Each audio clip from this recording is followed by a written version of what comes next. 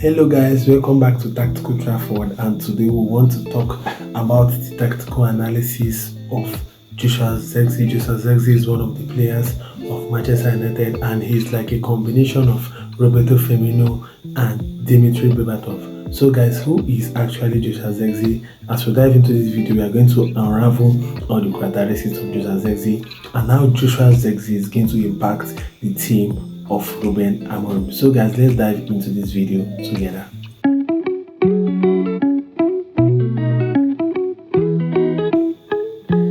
So guys, the first characteristics of Joshua Zirkzee we're talking about is his dribbling. But before we start this video, I wanted to actually spot some things.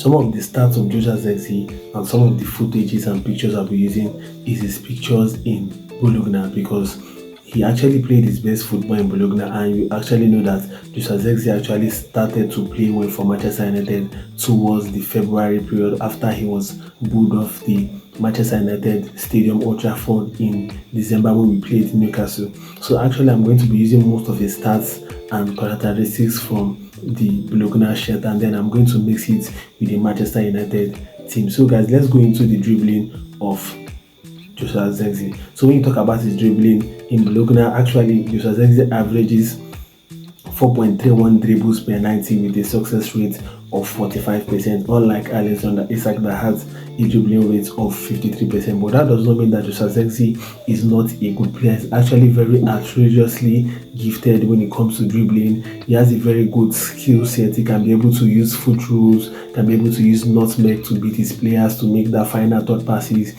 He's also very good in tight spaces. He has a very good ball control. He can be able to make one-touch passes or swift turns that can be able to make him to be unpredictable, make him to skip past his men very quickly. So when it comes to the dribbling of Joshua Zirkzee, he's a player that is actually very good in dribbling. He chooses when to dribble. He's not a player that actually dribbles all the time. He knows when to dribble and he knows when to give the ball off very quickly. And one of the disadvantages of his dribbling is that Joshua Zirkzee actually is very slow when it comes to dribbling, and this has actually hindered him a lot of the times in the Premier League, because we have a lot of agile and actually more explosive defenders in the Premier League. So that makes it very difficult for Joshua Zirkzee to operate effectively like he was operating in the Serie A. But when it comes to the dribbling of Joshua Zirkzee, actually overall is very solid in dribbling.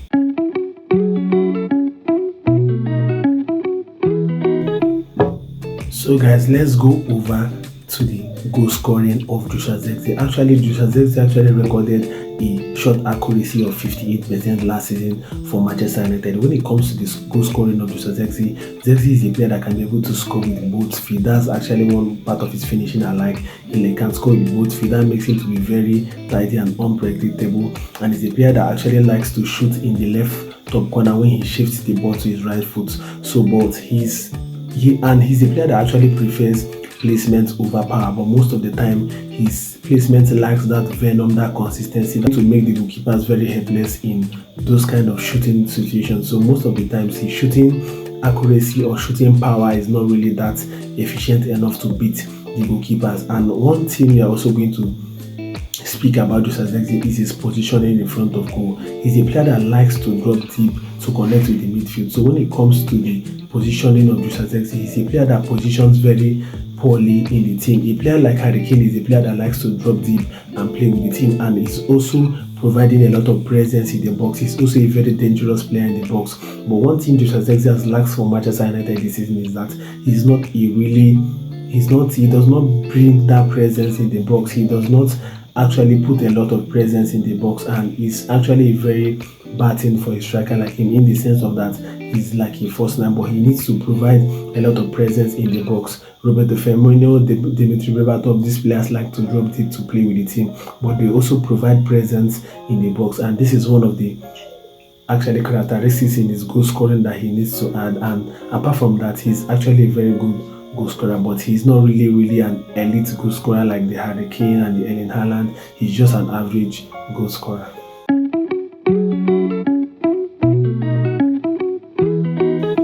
So guys, the next characteristics we are going to be talking about for Zirkzee is actually his possession. When it comes to the possession and the link-up play of Zirkzee, this is probably one of his biggest strengths. He's very good in possession, he's tidy in possession, one-touch passes. Actually, when he was in Bologna, he actually averaged 27 passes in a game with an accuracy of 80%. But when he came to Manchester United, actually, he averaged 25 passes a game with an accuracy of 72%. That tells you the similarities between Manchester United and Bologna. Bologna is actually a team that plays more on the football. Manchester United last season with different managers, so it was hard for his stats to actually go up or remain in an maybe comfortable zone. So that's actually the reason for the drop in his stats, because of how Manchester United struggled last season in terms of possessions, in terms of controlling the game. And he's a player that actually likes to drop deep, orchestrate the game, play final third passes. He likes to play like a deep line playmaker, drops deep, and then play like diagonal pass, switch the ball with both of his feet. He's actually good in switching the ball with both his left and his right. And actually, Joshua Zirkzee is a player that can be able to shrug off defenders with his, with his strength and size. But basically, in the Premier League, we have not really seen that because of probably the physicality of the Premier League. Joshua Zirkzee has not been able to effectively shrug off defenders or hold up defenders, so that he's going to improve the ability of his hold-up play. But he was able to hold up defenders when we were playing the Europa League, but in the Premier League, he really struggled in holding up players. But overall, Joshua Zirkzee is a player that can be able to hold up effectively, to make a swift turn, one-touch pass, to redirect possession in the game and trying to create a transition moment. And he actually likes to play. He also tries to create spaces for in behind runners or explosive wingers like Matheus Cunha, Brian Mbeumo. They are going to be a beneficiary of this dropping deep of Matheus Cunha. This is going to help them to create chances and then drag defenders up for Joshua Zirkzee to make maybe a true pass or a final third pass. So that's for the position of Joshua Zirkzee. He's a player that is very tidy in position and is actually going to help Manchester United a lot when it comes to playing possession.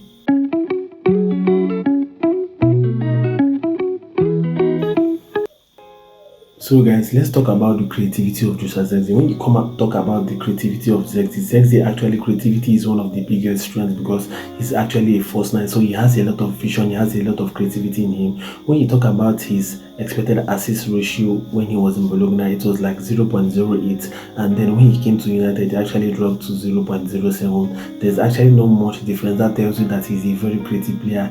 And when you talk about the vision of Joshua Zirkzee is the kind of player that he analyzes the movements of the opposition players and the movements of his own players. But he actually struggled a little bit in the beginning of the season to be able to comprehend the reading of the Premier League, because the Premier League was also very fast, more than the Serie A. So Zirkzee found it a little bit hard to analyze the movements of the opposition players and his own player. But at the end of the Premier League season, he actually got used to a lot of things, and he was actually very good and tidy in possession. So when it comes to creativity, he's a player that actually likes to mask his intentions when he wants to make passes. He likes to make these passes, try to mask his intentions, and try to use his body positioning to deceive the defenders as to where he wants to play the ball.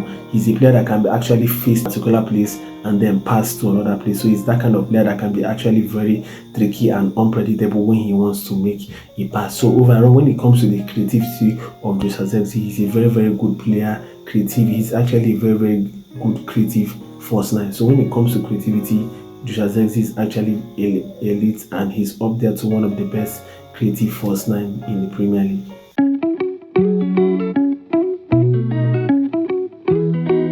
So let's talk about the defending of Joshua Zirkzee. When you're talking about the defending of Joshua Zirkzee, actually his defensive actions were more impressive when he was in Bologna. Actually, he was averaging 4 defensive actions per game with actually a success rate of 60%. But when he came to Manchester United, he lost 53% of his ground use and 76% of his area use. That's actually relatively poor. So that's actually, I probably am going to put it in the context that Premier League is a more physical league than the Serie A. So that's actually the reason for the drop in his defensive actions. But for the size of Joshua Zirkzee is actually a very mobile player, and towards the end of the season, he actually showed that he's a player that can be able to press effectively, put defensive pressures on the defenders. He's a player that can be actually able to press, and he actually knows when to press and when to drop back and actually occupy that position in the midfield. And because of actually his playing style, the kind of style he wants to play. He's a player that likes to play as a false nine to drop deep, and because he likes to drop deep, he normally finds himself in a lot of defensive situations where he has to, mark like alongside the midfielders. But one of the disadvantage of his defending is that when it comes to 1v1 marking, he's actually not elite. He's actually very inconsistent when it comes to his defending, when it comes to 1v1. But when you talk about the defending of Joshua Zirkzee overall, he's actually a very, very good and grounded player when it comes to the defending of the ball. So guys, let's go into the profiling board of Joshua Zirkzee and let's talk about how Joshua Zirkzee can be able to play for Manchester United. So let's actually talk about where Joshua Zirkzee is going to play next season. Joshua Zirkzee for me is not going to play in one position next season. He's going to play either as a striker or as a left 10. And so let's talk about Joshua Zirkzee playing as a striker. When he plays as a striker, obviously he's going to play as a false nine. Joshua Zirkzee, he likes to drop back, he likes to drop deep and orchestrate in the midfield, join in the midfield play, join in building possession and holding possession for the team. And when he plays like that, he needs to be paired with the right set of wingers. He needs to be paired with athletic and explosive wingers like Koha, Brian Mbeumo, that is actually going to make in behind runs for him to make those through passes and those final third passes.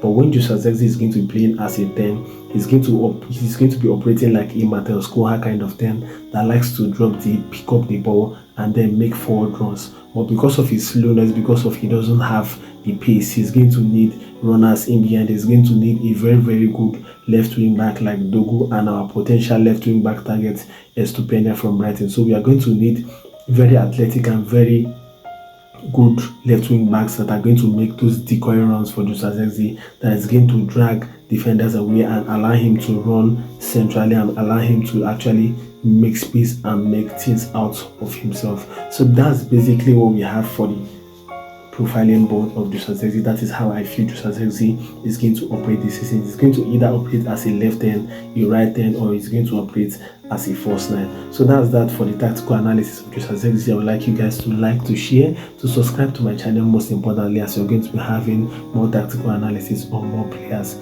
So guys, see you guys in my next video. Ciao.